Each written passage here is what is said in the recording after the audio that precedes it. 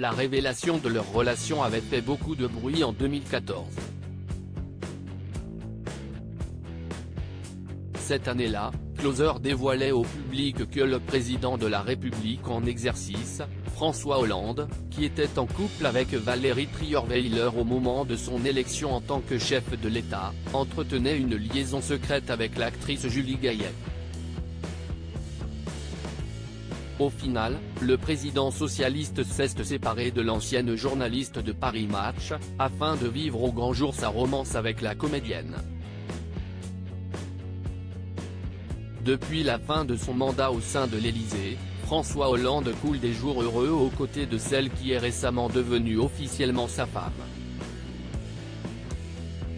S'il ne s'est jamais beaucoup éloigné du monde politique depuis qu'il a quitté le palais présidentiel au profit d'Emmanuel Macron en 2017, François Hollande s'est aussi consacré à d'autres projets, dont certains sont plus inattendus que d'autres.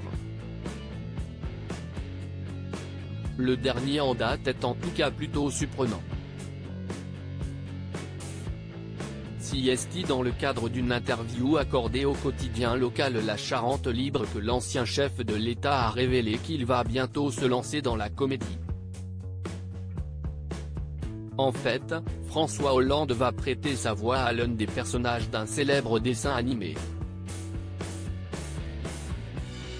Ainsi, l'ancien président de la République va participer au doublage de la série animée intitulée Silex and the City, qui est actuellement diffusée sur Arte.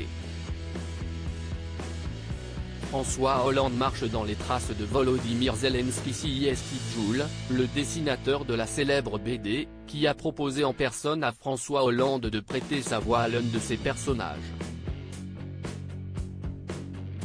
Il me l'avait demandé il y a plusieurs années déjà, mais j'avais décliné car ce n'était pas le moment de faire, pendant quelques secondes, quelques minutes, une voix, a expliqué l'ancien pensionnaire de l'Élysée.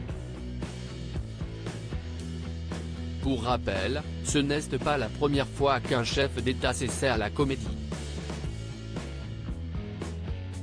En Ukraine, Volodymyr Zelensky était un acteur à succès avant d'être élu à la tête du pays.